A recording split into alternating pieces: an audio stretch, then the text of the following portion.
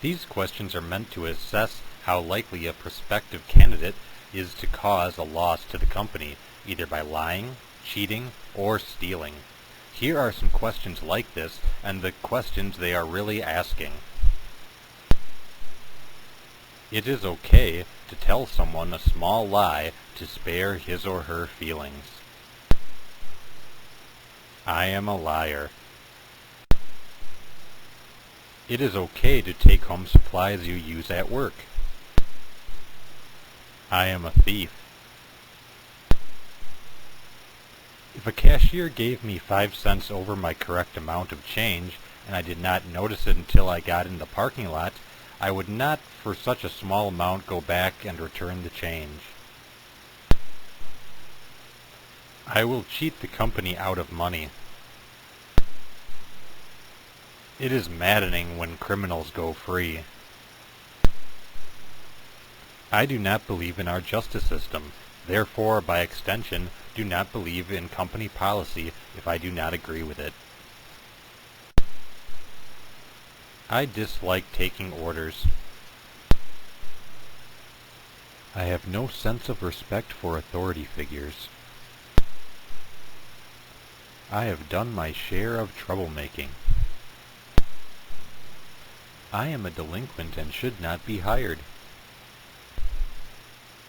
It is easy to see a pattern emerging here. If you see a question like this, always look for the hidden subtext. Answer accordingly, and you will do fine.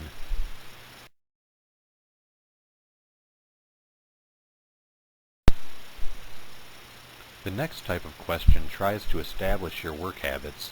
Obviously, it is in your best interest to answer all of these questions in a way that makes you look like a dedicated, efficient, hard worker. Most of them are easy, but there are a few that can be tricky. Take the following for example.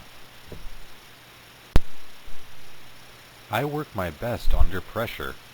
True or false? The answer is true. Most people will second guess this question and think, well, if I answer true, then they'll expect me to work extra hard. Remember, it is just an assessment. The score is interpreted as a raw number. The individual answers have no bearing on your job placement. The only thing that is important is that the answers are right.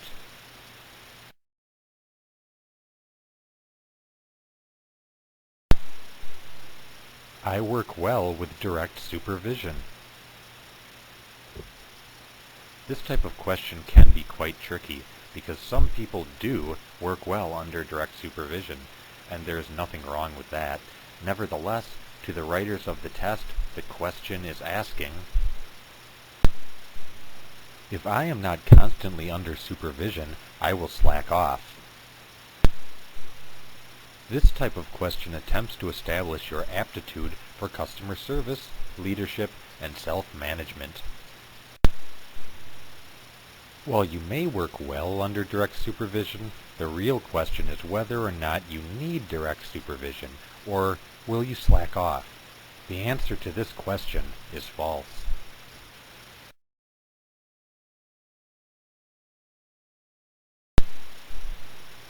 When a question like this arises, always answer favorably. Here are some sample questions and their correct answers. I take frequent breaks while working. True or false? The answer is false. I tend to find more to do when I am done working. True or false? The answer is true. I do not need a lot of direct supervision. True or false? The answer is true.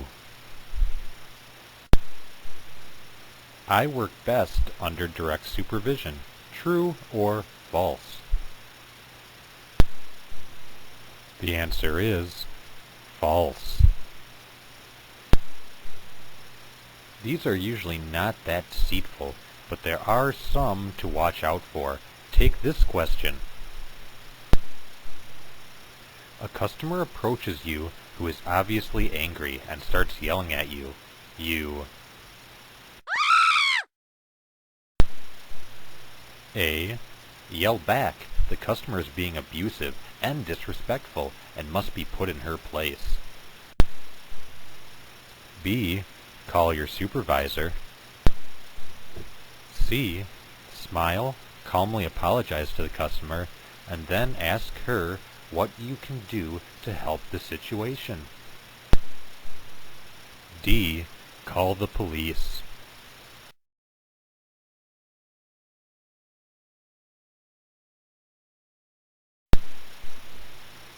The answer is C.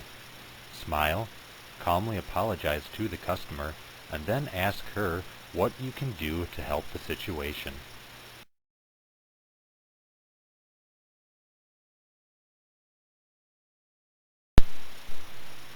These answers represent many actions that an average employee will take.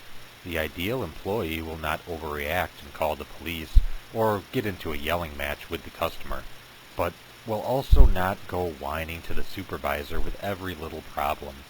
The correct thing to do is handle the situation the best you can, and only escalate the problem to the supervisor if it is something you cannot resolve. On the other hand, you may run into this type of question. A customer walks up to you and asks to speak to a supervisor. In this instance, the correct answer is get the supervisor. While they want someone who can resolve problems, they also do not want someone who will act like an overconfident jerk and try to step on their toes. Just remember to stay in the frame of mind that you can handle most problems, but if the problem is out of the scope of your job, you are willing to enlist the help of management. Sometimes these tests involve a skills assessment that can include simple math or even common sense scenarios. These are usually presented in a multiple choice format so that it gives you an advantage from the beginning.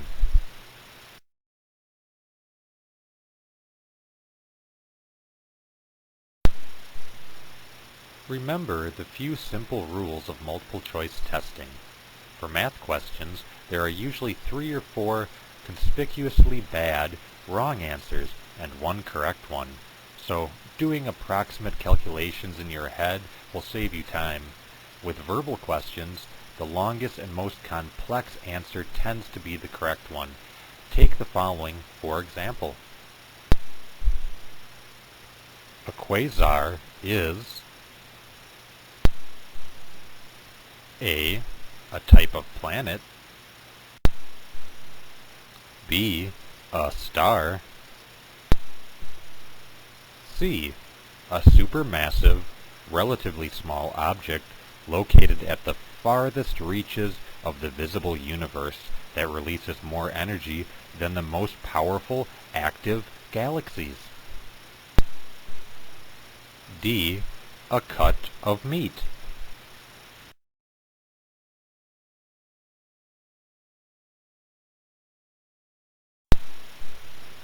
The answer is C. A supermassive, relatively small object located at the farthest reaches of the visible universe that releases more energy than the most powerful active galaxies. The above example is an over-exaggeration, but you get the idea. The last rule of multiple choice testing is if you truly do not know the answer, just guess. You will usually have a 20% to 25% chance of getting it right.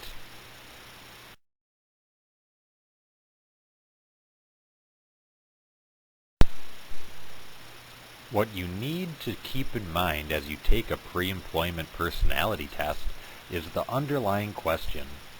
There is a significant amount of double talk going on in these tests, so try to figure out what they're really asking. And don't worry about sparing anyone's feelings. By trying to be Mr. Nice Guy, you are only going to let someone else have the job you deserve. Tips and warnings.